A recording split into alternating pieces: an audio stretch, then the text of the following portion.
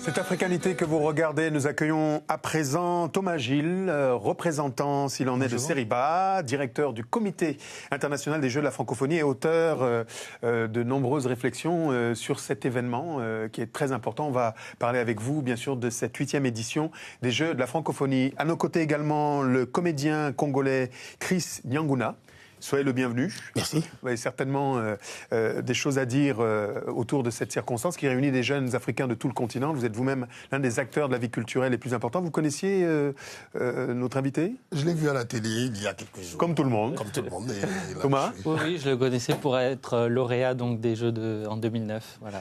Alors, ces Jeux interviennent tous les 4 ans, culture, sport, une compétition multisport, des concours culturels, sous l'égide, rappelons-le, de l'Organisation internationale de la francophonie. Alors, cette année, donc, Abidjan verra la participation d'une trentaine de chefs d'État, nous dit-on, 2000 personnalités, 4000 athlètes et plusieurs centaines de journalistes attendus. Et justement, Thomas Gilles, Adama Wan, l'administrateur de l'Organisation internationale de la francophonie, était récemment à Abidjan. Où est-ce qu'il a visité les infrastructures. Tout semble au point. Est-ce que vous avez des appréhensions particulières pour ces Jeux qui arrivent en juillet prochain, où tout va bien ? Tout va bien, on n'a pas d'appréhension particulière, on est toujours excité à l'approche d'un tel événement, mais maintenant tout le monde se prépare pour cette grande fête de la jeunesse francophone.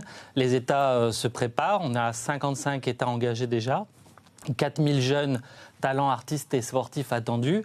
La Côte d'Ivoire se prépare, donc redouble d'efforts pour que tout soit prêt à temps pour le 21 juillet et qu'on puisse faire une grande fête. Un mot sur les compétitions culturelles. En quoi est-ce qu'elles consistent exactement ? Un concours de chant, de conte, comment ça se passe ? J'ai la liste.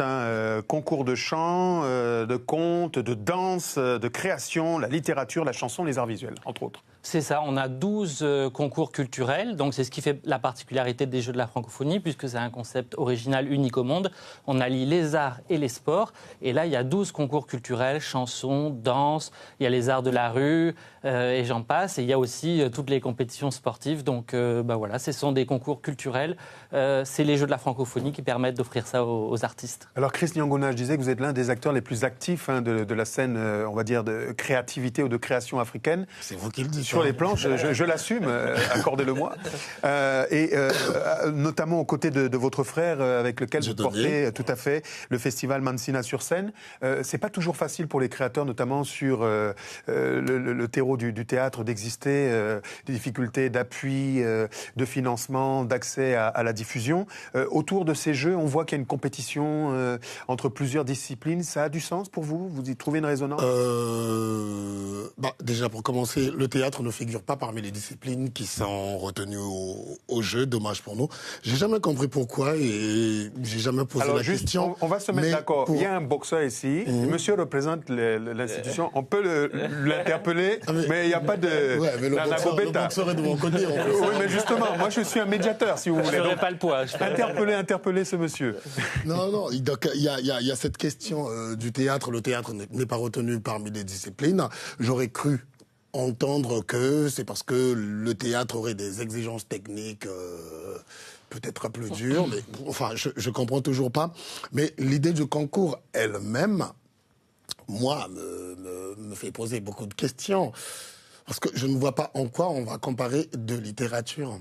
En quoi deux littératures vont concourir alors que ça doit être une fête de la rencontre. C'est-à-dire, moi, je pense que si on changeait la notion de concours en notion de rencontre, c'est-à-dire où les gens arrivent et ils sont dans une sorte de gros atelier pour se rencontrer dans cette famille francophone, je pense que ça serait plus bénéfique. Alors, ça, c'est un des reproches, moi, par exemple, que je tente de faire. La parole est à la défense. Oui. Alors, à chaque édition, c'est vrai qu'il y a des discussions, des réflexions. C'est les États donc, qui choisissent les disciplines.